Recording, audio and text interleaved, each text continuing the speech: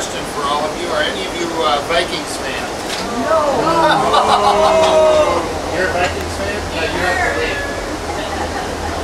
I want you to notice something later on as you cross the river at LaCrosse today. When we get into Wisconsin, I want you to notice how much greener and golder it is. All right, Minneapolis-St. Paul is about 3.2 million people. It's a lot bigger than most people realize. We're still in the metro area. We will be technically until we get to Red Wing. So it is quite large.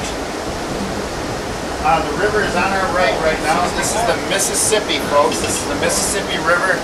It is the second longest river in the United States. Does anybody know what the longest river is?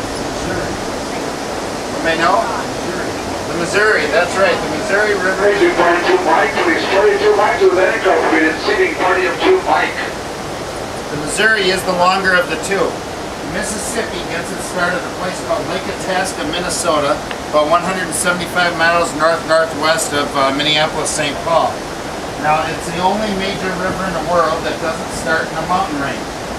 And the reason that happens, folks, is that Lake Itasca has 18 different streams and rivers and whatnot that feed into it, but only one that drains it. And that very quickly becomes the Mississippi. For the first mile or so, you can actually walk across it. It's that narrow. After that, it widens out pretty significantly. Now, it becomes navigable by big boats, such as the American Queen or barges at Minneapolis-St. Paul, and remains navigable all the way to New Orleans.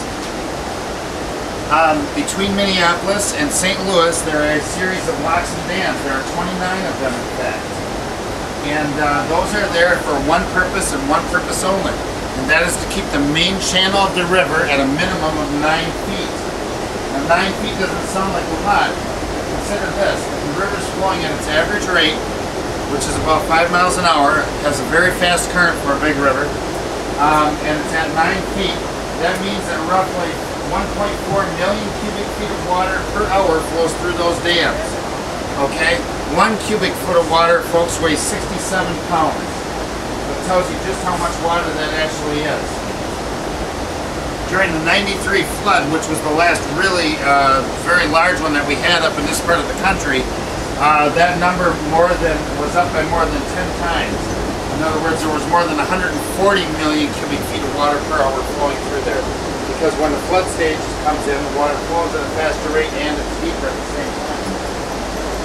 Now, a little bit more about the river, and then we're going to move on to some of the towns we're going to be going through, and then I'll talk to you a little bit about these bluffs, and I'll wrap it all together for you. Mississippi's famous for fishing, right? What can you fish for in the Mississippi? Catfish. That's the big one, of course. What else? Walleye, muskie, bass, carp, northern, Bluegills, crappies. How about sheephead, bull's head?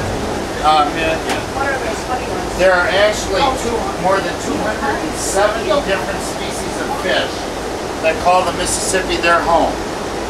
Okay? This is now, once we get a little bit more into the woods here, so to speak, we are going to be in what is called the Mississippi National Fish and Wildlife Refuge. It is actually a national park. It's not a national park like you might think of as in Glacier, but it is a national park. And some of the other things you might see are eagles. Folks, I want to talk about a conservation program that worked. In 1970, between St. Louis and Minneapolis, there were estimated to be only 14 mating pairs of bald eagles left. Okay? There are now more than 10,000. It has... This will be the last and final call for party of 2 Mike. Last and final call for party of 2 Mike. It has worked in spades, folks. It's gone absolutely crazy. You should see some eagles today. You should see some beautiful coloration today, too. You also might see some rabbits out here today, folks. I know, you're thinking rabbits, right? Brings to mind an old question. You know where I'm going with it. What do you get if you have 100 rabbits running backwards? A receding hairline.